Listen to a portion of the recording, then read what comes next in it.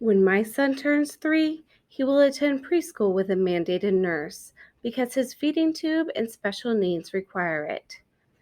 I'm a mama bear who has no medical experience, who is not only performing the duties of that nurse at home, but also a medical advocate who is his voice and the most invested member of his medical care team.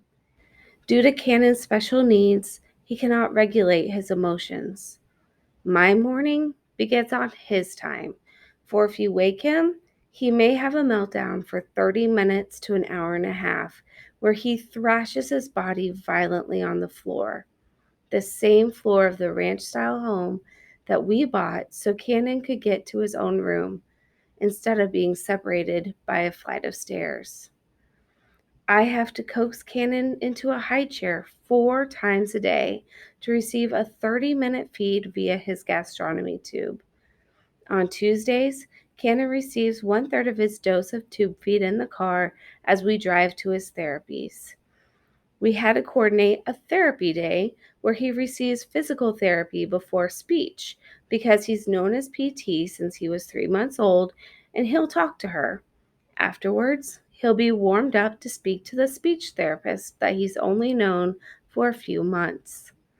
In physical therapy, my brain is constantly working, observing, and storing what the physical therapist is doing because I am his main physical therapist.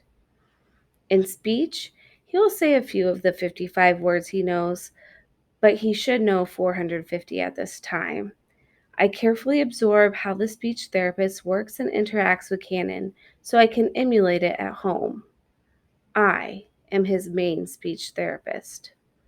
At lunch, he gets a tube feed, and I work with him to learn to chew, maneuver food with his tongue, and one day he will hopefully have the strength and coordination to swallow his food.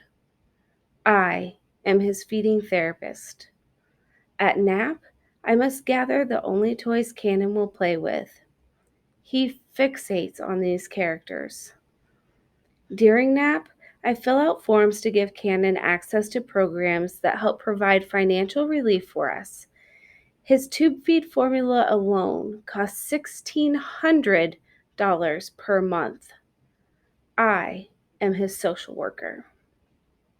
After nap, it's time for me to serve as a guide to customize activities between Cannon and his older brother, so Cannon is safe and his brother doesn't feel less seen or unimportant. I am an educator. At night, I relay to my husband David what the day's specialist or therapist said, or what new things that Cannon is doing. I am his ambassador. Before bed, I log those updates into a spreadsheet that I keep for his 13 specialists, 7 therapists, and palliative care team. I am his records clerk. As I rest my head to go to sleep, I know tomorrow will hold more beauty and love, because above all, I am his mother.